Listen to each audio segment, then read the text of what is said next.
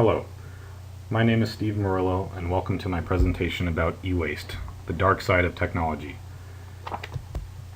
First, let's define e-waste. E-waste is the trash one generates that's made up of obsolete, broken, or surplus electronic devices. This ranges from laptops and tablets to TVs and major appliances.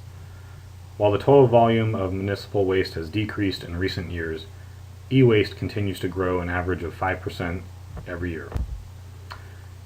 Here are a few staggering facts about e-waste. In 2009, over 53 million tons of e-waste was generated worldwide. Of that, it's estimated that only 10 to 20% was properly recycled. The rest ended up in landfills, was incinerated, or was illegally exported to developing countries. We'll go into that in a little more detail in a few minutes. A big reason why there's so much e-waste is the short amount of time we keep our electronics. The average cell phone and computer last 2 years or less. Portable music players, 2 to 3 years. DVD players, 4 to 5 years.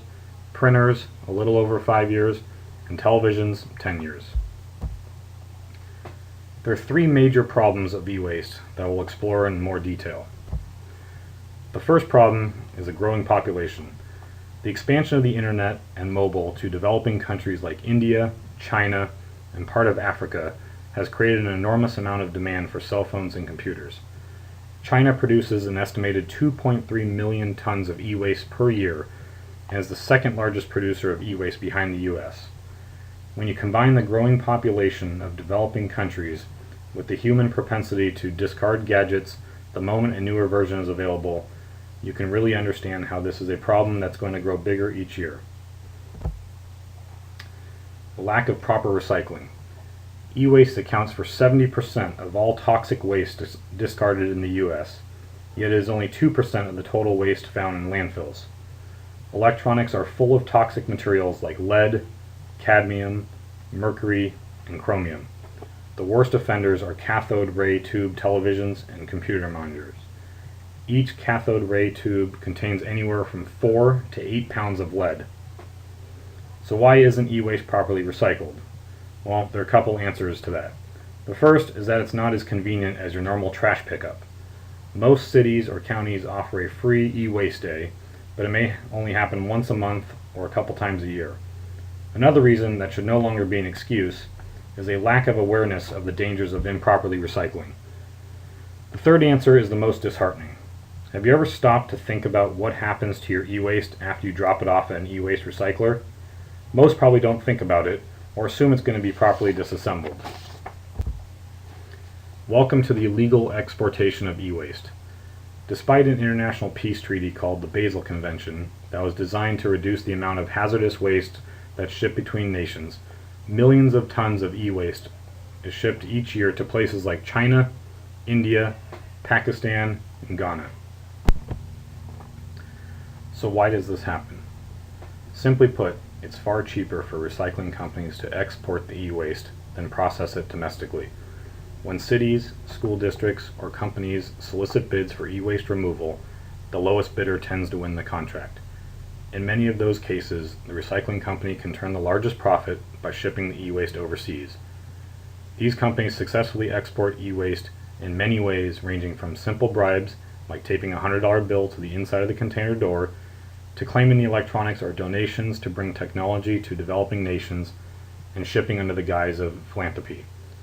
Clearly it has to be a two-way street, and the developing countries and their governments must accept the shipments. E-waste is a highly lucrative, multi-billion-dollar business. Workers recover and separate gold, silver, copper, steel, and plastic from e-waste. What's fueling the fire is there's a strong demand for work, and workers make more disassembling e-waste than they would in any other industry. The governments are so focused on the short-term profits that they don't care about any of the long-term repercussions. Meet Guiyu, China, where over 1.5 million tons of e-waste are processed each year. It's home to over 150,000 workers, including children, who earn on average $100 a month. Guiyu is the second most polluted place on Earth, and its water supply is so contaminated that it's unfit for human consumption or agricultural use. There are cities just like Guiyu in every developing country that imports e-waste. What are the effects of illegal e-waste disposal? 88% of children suffer from lead poisoning in Guiyu. Women are 6 times more likely to have a miscarriage. Workers melt circuit boards all day without proper safety precautions.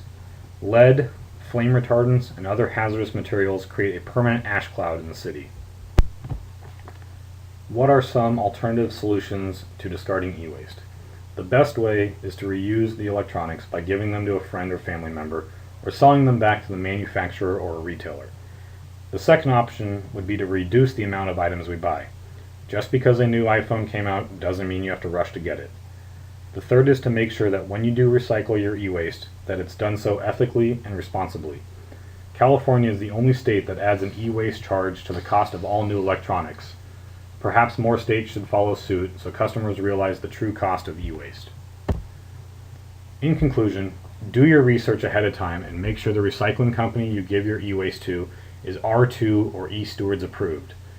Recycling companies that are R2 or E-Stewards approved ethically and responsibly break down e-waste domestically, and you can rest assured that it won't be sent overseas.